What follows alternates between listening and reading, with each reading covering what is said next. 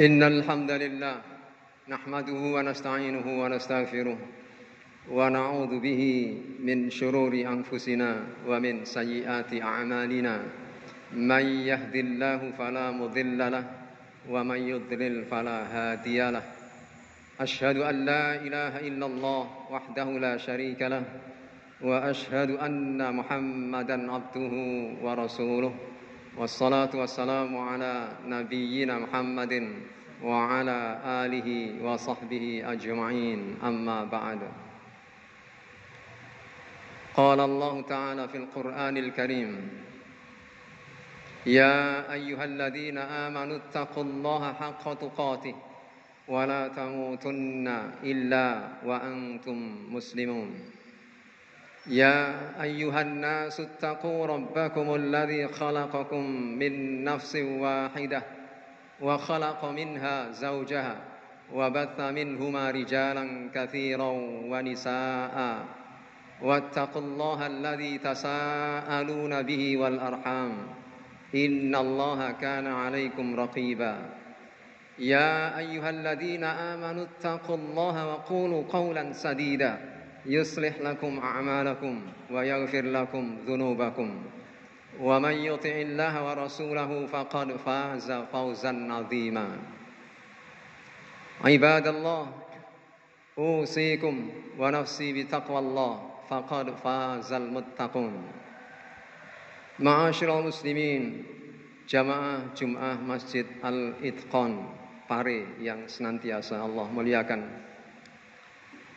Di kesempatan Jumat tanggal 6 Rabiul Awal 1442 bertepatan dengan tanggal 23 Oktober 2020, saya hendak mengajak para jamaah sekalian untuk merenung tentang suatu perkara yang perkara ini sesungguhnya perkara yang besar dan pasti kejadiannya. Akan tetapi sebagian besar dari kita sungguh lalai terhadapnya. Ada difirmankan di dalam atau diterangkan di dalam firman Allah tentang adanya dua macam penyesalan, di mana dua macam penyesalan ini tidak akan mendatangkan kemanfaatan sedikit pun. Dua penyesalan itu adalah penyesalan yang pertama terjadi ketika seseorang menghadapi ajalnya. Dan penyesalan di kala itu tentu tidak ada gunanya lagi, karena ibarat nasi telah menjadi bubur. Penyesalan yang kedua terjadi ketika orang-orang yang zalim, orang-orang kafir, orang-orang musyrik menghadapi siksa kelak pada hari kiamat. Contoh penyesalan yang pertama adalah penyesalan di saat ajal tiba. Dalam surah Al-Munafiqun ayat 10 atau lengkapnya rangkaiannya adalah 9, 10, 11. Ya ayyuhalladzina amanu la tulhikum amwalukum wala auladukum an dzikrillah wa man yaf'al dzalika faulaika humul khasirun wa anfiqu mimma razaqnakum min qabli an ya'tiya ahadakumul mautu fayaqula rabbi laula akhartani ila ajalin qarib fa asaddaqa wa akum minas salihin wa lan yu'akhirallahu nafsan idza jaa ajaluha wallahu khabirum bima ta'malun. Wahai orang-orang yang beriman, wahai orang-orang yang merasa beriman, atau wahai orang-orang yang ingin beriman, dan orang-orang yang beriman yang keimanannya, kadar keimanannya seberapapun, tidak harus sempurna. La tulhikum amwalukum, janganlah engkau dilengahkan, dijadikan lalai oleh harta-harta kalian wa auladukum, dan anak-anak kalian, an dzikrillah, dari mengingat Allah.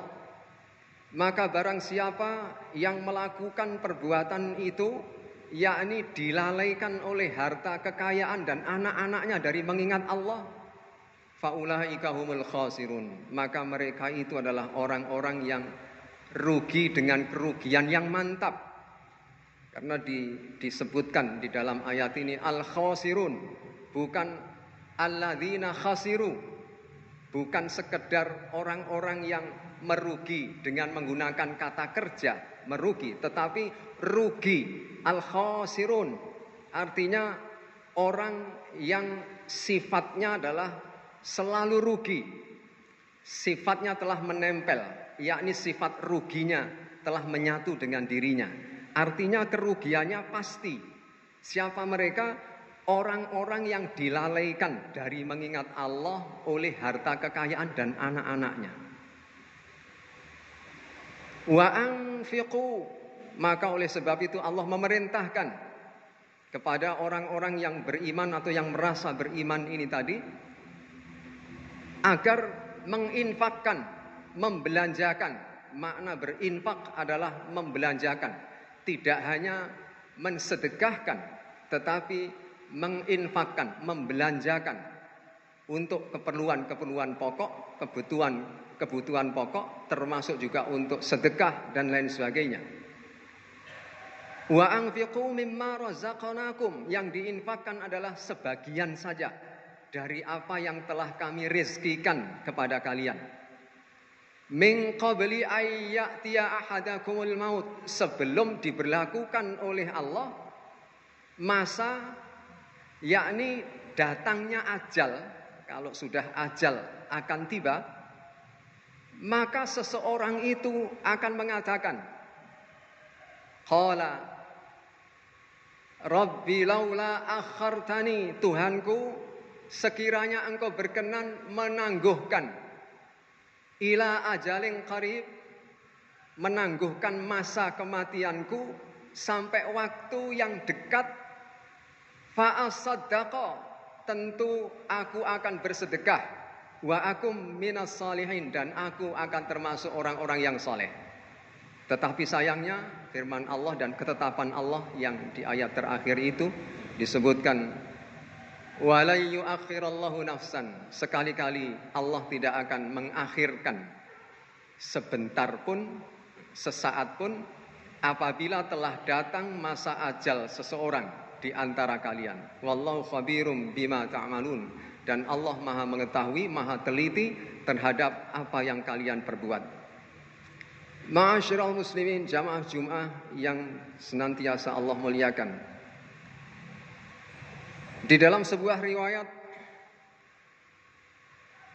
Imam Abu Musa At-Tirmidzi, atau lebih kita kenal dengan Imam At-Tirmidzi, beliau meriwayatkan bersumber dari Abdullah ibnu Abbas, sebuah athar, bukan hadis, meskipun sebagian berpendapat bahwa ini sampai kepada Rasul, artinya marfu', dinisbatkan kepada Rasul, tetapi yang sahih adalah ini adalah yang dikatakan oleh Abdullah ibnu Abbas ketika beliau menerangkan tentang ayat ini.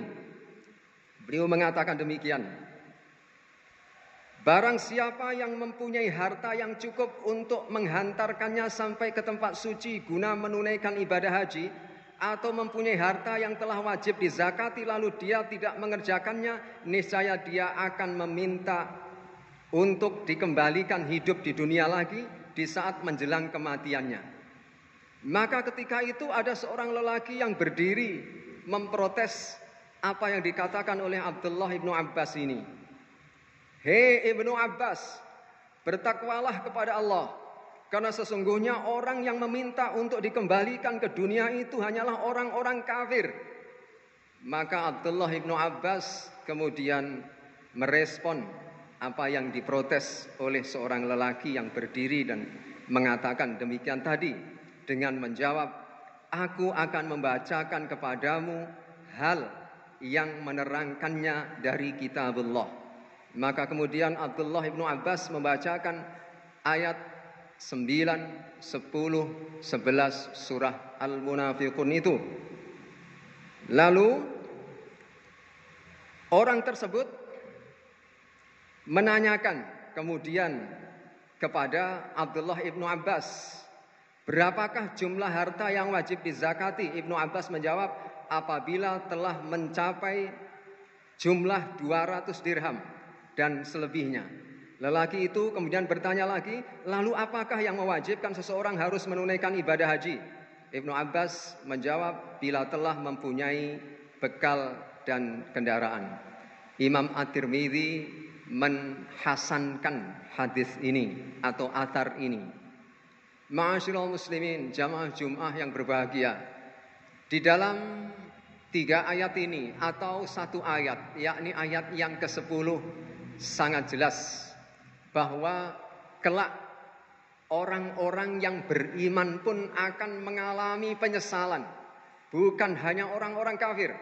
Karena rangkaian ayat ini diawali dengan ya ayyuhalladzina amanu, wahai orang-orang yang beriman, bukan orang-orang kafir.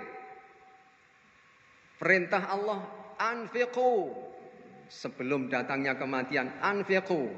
Karena kelak kalau ajal sudah tiba, sekalipun kita beriman, karena sangat berpotensi untuk tidak memperhatikan pentingnya mengamalkan amalan-amalan kesalehan. Di ayat ini yang diinginkan oleh seorang mukmin ini atau seorang yang beriman ini, ketika ajal tiba, Tuhanku, sekiranya Engkau berkenan untuk menangguhkan ajalku, niscaya aku akan bersedekah. Bukan niscaya aku akan sholat, bukan niscaya aku akan berpuasa, tetapi sedekah. Menurut beberapa pendapat, mengapa bersedekah?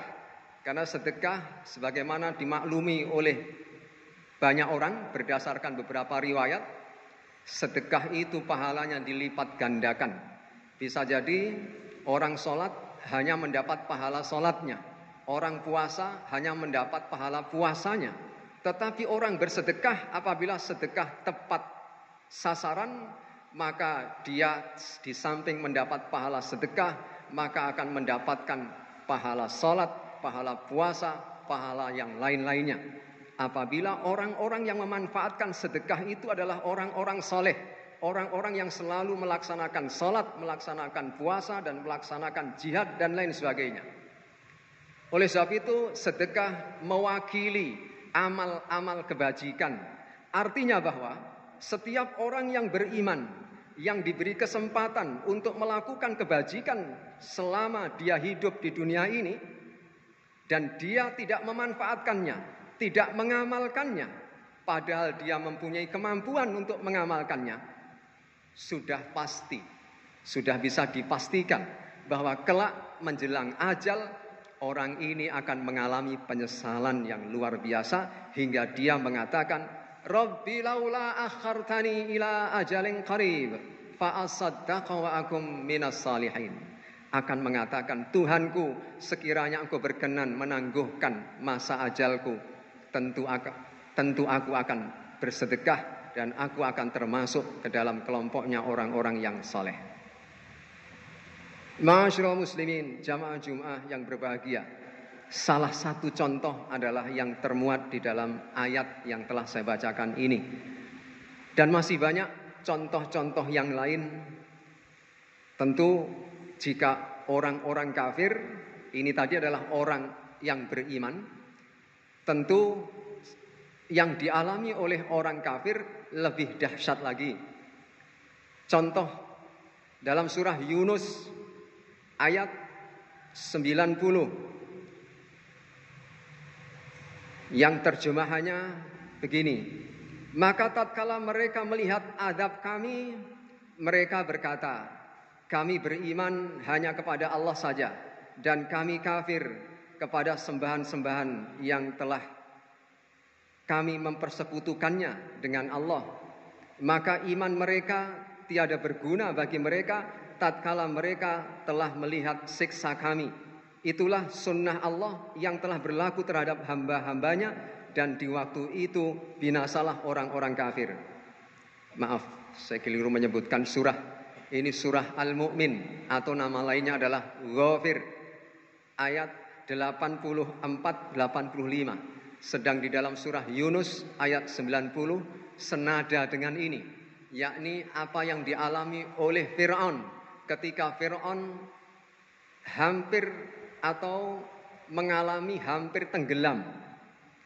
Di saat itu Nabi Musa dan Bani Israel yang mengikuti Nabi Musa menyeberang lautan atau Laut Merah itu, setelah nyampe ke seberang, maka Fir'aun dan bala tentaranya yang lengkap dengan persenjataan dan kendaraan perangnya di tepian yang di sebelah, artinya belum menyeberangi, mereka sangat ketakutan. Fir'aun pun demikian, termasuk kudanya juga sangat ngeri melihat bukit atau gulungan air laut yang kurang lebih jumlahnya 12 gulungan, karena sesuai dengan jumlah kabilah yang menyeberang bersama Nabi Musa alaihissalam itu, yakni 12 suku bangsa, masing-masing menempuh jalur, di mana jalur itu akibat dari pukulan tongkat Musa tadi,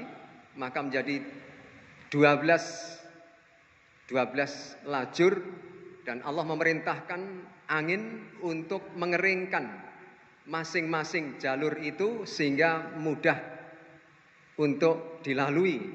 Dan gulungan air ini sungguh sangat tinggi, bagaikan bukit yang sangat tinggi, tetapi Allah melubangi bukit ini agar masing-masing suku bangsa tadi ketika menyeberangi ini tadi bisa melihat, bisa memantau temannya yang ada di sebelah selamat atau tidak, untuk memastikan keselamatan mereka semuanya. Maka setelah sampai ke seberang, Fir'aun dan bala tentaranya juga agak takut untuk masuk ke dalamnya. Maka Allah memerintahkan kepada Jibril untuk menunggang kuda, dan kuda ini adalah kuda yang sangat menarik atau kuda betina yang sangat menarik bagi kuda tunggangan Fir'aun. Dan kuda yang ditunggangi oleh Jibril ini berada menuju di samping kuda Fir'aun untuk menarik perhatian kuda Fir'aun. Maka kemudian kuda Jibril masuk ke dalam laut itu dan kemudian diikuti oleh kuda Fir'aun, dan semua kuda-kuda bala tentara ikut masuk semuanya. Dan Allah juga perintahkan malaikat Mikail untuk menggiring dari belakang pasukan Fir'aun, sehingga dipastikan semuanya telah masuk ke lautan itu. Dan Allah kemudian mengirimkan tiupan angin yang dahsyat dan mengombang-ambingkan ombak itu beserta seluruh bala tentara Fir'aun, termasuk juga Fir'aun. Maka Allah di saat yang sama juga, atas izin Allah, Jibril yakni dengan sayapnya mengambil tanah liat dari dasar laut itu dan memasukkan tanah liat itu ke dalam mulut Fir'aun, sehingga kemudian Fir'aun mati. Yakni sebelum mati dia mengatakan, sungguh aku beriman kepada apa yang disembah oleh Bani Israel, dan aku termasuk orang Muslim. Aku termasuk orang yang berserah diri.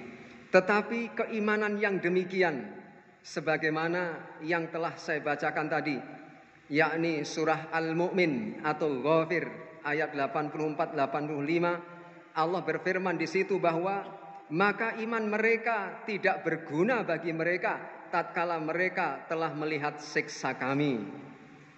Ini menunjukkan betapa sesungguhnya siapapun orang kafir, di saat ajal tiba, mereka telah diperlihatkan kepada mereka siksa itu, dan kemudian menjadikan mereka menyatakan beriman kepada Allah.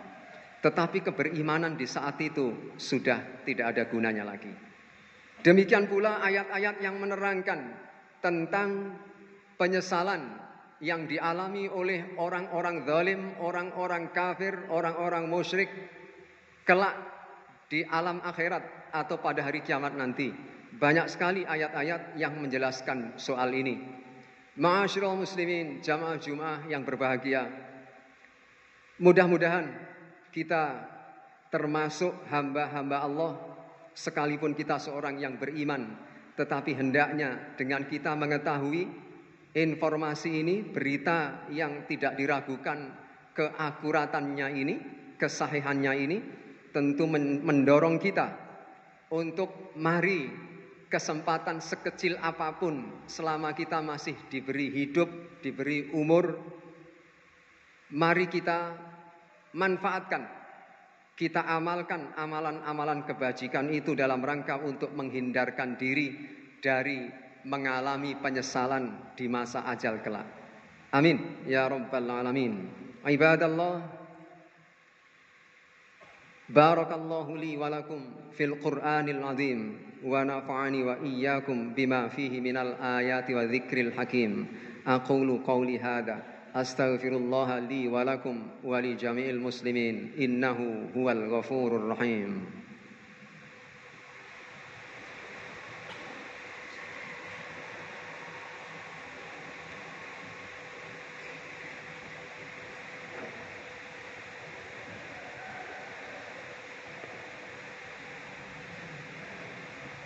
Alhamdulillahilladzi hadana lihada wa ma kunna linahtadiya laula an hadanallah.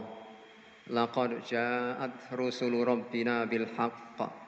Ashhadu an la ilaha illallah wahdahu la syarika lah wa ashhadu anna Muhammadan abduhu wa rasuluh. Wassalatu wassalamu ala nabiyyina Muhammadin wa ala alihi wa sahbihi ajma'in, amma ba'd. Ibadallah, usikum wa nafsi bitaqwallah faqad fazal muttaqun. Ma'asyiral muslimin, jamaah Jumat Masjid Al-Itqan yang senantiasa Allah muliakan. Betapa persoalan-persoalan seperti ini, sekalipun kita mengimaninya, tetapi keimanan kita belumlah mencerminkan sebagai keimanan yang sesungguhnya. Karena hakikat makna al-iman adalah at-tasdiq, yakni membenarkan, sehingga tidak cukup dengan kita lafadzkan, kita ucapkan di lisan, aku beriman kepada Allah atau aku beriman kepada hari kiamat. Tetapi hendaknya diyakini oleh hati dan kemudian dibenarkan oleh perilaku kita. Seseorang yang telah menyatakan aku muslim, aku mukmin, tetapi perilakunya jauh menyimpang dari keimanannya, dari pengakuan ketakwaannya, dia adalah orang fasik. Orang yang selalu menunjukkan kebaikan-kebaikannya, kesalehan-kesalehannya, tetapi hatinya kufur, dia adalah orang munafik dan dia akan menempati dasar atau kerak dari neraka jahanam. Na'udzubillah. Maka mestinya kita senantiasa berupaya untuk selalu menjadi seorang mukmin yang sesungguhnya, yakni tidak sekedar menyatakan asyhadu an la ilaha illallah wa asyhadu anna Muhammadar Rasulullah, tetapi pernyataan ini diyakini berdasarkan ilmu di dalam hatinya, kemudian diterapkan dalam kehidupan sehari-harinya, maka dia baru disebut dengan seorang mukmin yang sesungguhnya. Ibadallah, innallaha wa malaikatahu yusalluna 'alan nabi ya ayyuhalladzina amanu sallu 'alaihi wa sallimu taslima. Allahumma salli ala Muhammad wa ala ali Muhammad wa sallim wa radiyallahu anhu wa an kulli sahabati rasulillahi ajma'in walhamdulillahi rabbil alamin. Allahumma ighfir lil muslimina wal muslimat wal mu'minina wal mu'minat al ahya'i minhum wal amwat innaka sami'un qaribun mujibud da'awat ya qadiyal hajat. Rabbana la tuzigh qulubana ba'da idh hadaitana wa hab lana min ladunka rahmah إنك أنت الوهاب.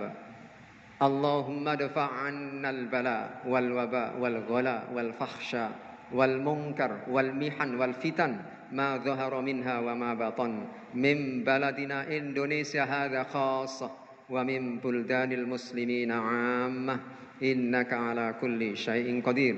اللهم إنا نعوذ بك من البرص والجنون والجذام ومن سيء الأسقام. ربنا هب لنا من أزواجنا وذرياتنا قرة أعين واجعلنا للمتقين إماما. ربنا آتنا من لدنك رحمة وهيئ لنا من أمرنا رشدا.